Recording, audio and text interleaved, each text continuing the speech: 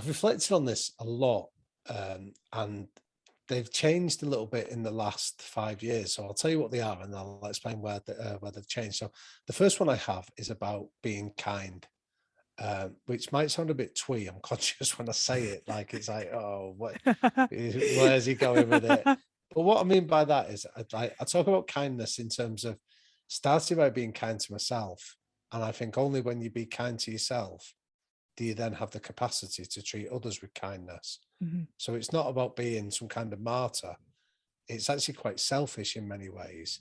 Mm-hmm. But where I came to this understanding was that I've, like growing up as I did, where I've explained the environment, there was almost this idea of, and I said to you, I had that moment where I got expelled and I thought, I might not be the cleverest, but I want to work my hardest.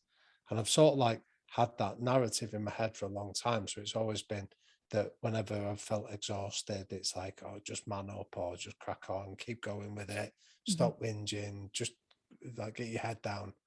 And I don't feel that that kind of mindset has actually always been that helpful, because there's been times where like red flags to my own health and sanity have been sort of waving furiously at me, and I've ignored them because of the idea that you just have to keep going. So there's been a couple of occasions where I found myself quite seriously ill in hospital with meningitis. And I'd sort of like, so I remember the last time when it happened was a good few years ago, but the doctor just said to me, you've worn yourself down to a frazzle that you were going to pick up an illness and you've just got unlucky with meningitis. But I'd known it was coming for a lot longer, and I'd had this idea of just crack on. And where I adopted the kindness mentality was that I've got 2 children now, but when my son was born, he's 12. I remember somebody asking me the question of how would you feel if somebody spoke to your son in the way that you speak to yourself? And that question sort of knocked the wind out of my sails and made me feel it was that, like, it really upset me. I thought, geez, I'd hate that. So, and then I thought I'd better start role modeling better behaviours to myself, so that my children see it. And then once you've got that, it allows you to make decisions. Like I came off social media a couple of years ago, so I very rarely spend time on it now. And partly was because I didn't feel it was a particularly kind environment. When, like, even when you see sport and people are like quick to like make personal or snide, horrible comments to people, you go, well, that to me isn't kind. Do it if you want, but I don't want to be a part of that. So kindness is my first one. I'm giving you long-winded answers. It's all right. Is that all right? My second one is have a laugh. Because again, when I think back to my own education experiences, when you think back to what were the lessons I enjoyed, and they were inevitably the ones where you're having a bit of a laugh, where you're having fun, you engage, you're enjoying it.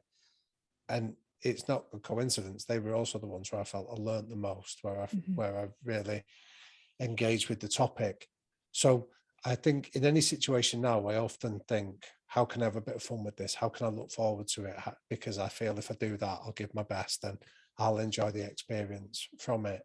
So that's a non-negotiable. And then the third one is to try and make a positive difference in every interaction. And this comes back to, it was a quote from the boxing club growing up, where my dad said to me once, he said, if nobody would notice your absence, that would mean your presence hasn't made a difference. Wow. So if you weren't there and nobody gave a shit, that would mean that you didn't offer anything in the first place. And that's something in every situation of, in any situation, how can I contribute positively to this? How can I make this environment or this experience better for doing that? And again, what that's led me to do is sometimes I've worked with teams where I don't feel I can make a positive contribution anymore. Maybe I've been there too long and my voice is being diluted, or people go, oh, he's saying the same thing again. So that has often led me to go, you know what, I'll go now. Not because I want to fall out with anyone. It's just that I don't feel I can make the positive difference that I want to. So they're my 3. So be kind, have a laugh, and make a positive difference.